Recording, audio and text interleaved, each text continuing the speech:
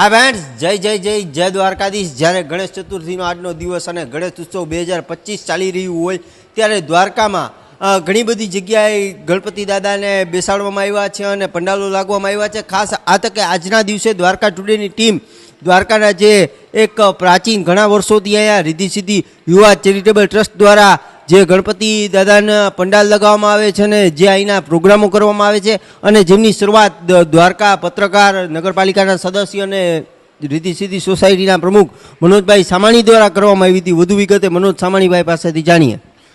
જય ગજાનંદ. દર વર્ષની મુજબ 24 વર્ષથી અમારા પંડાલને અને દર વર્ષની મુજબ અમે સાંસ્કૃતિક મનોરંજન અને ધાર્મિક કાર્યનું આયોજનનું કેન્દ્ર બની રહેશે.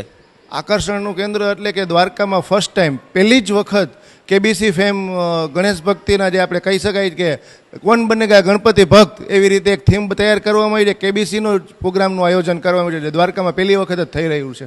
બીજા શું શું પ્રોગ્રામ છે અને શું મેસેજ લોકોને?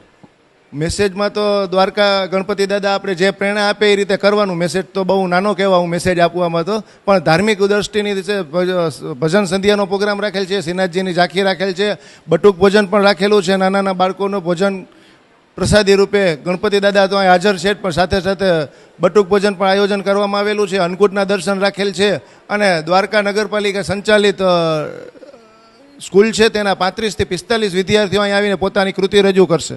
આવી રીતે અનેક કાર્યક્રમોનું આયોજન કરવામાં આવેલું છે. દ્વારકા રીધિ સિદ્ધિ ગ્રુપમાં અનેક પ્રોગ્રામ અને ત્રિવેણી સંગમ જોવા મળશે. દ્વારકા ટુડેથી ઓમ તો વાણી સૌને મારા જય જય જય જય ઠાકર.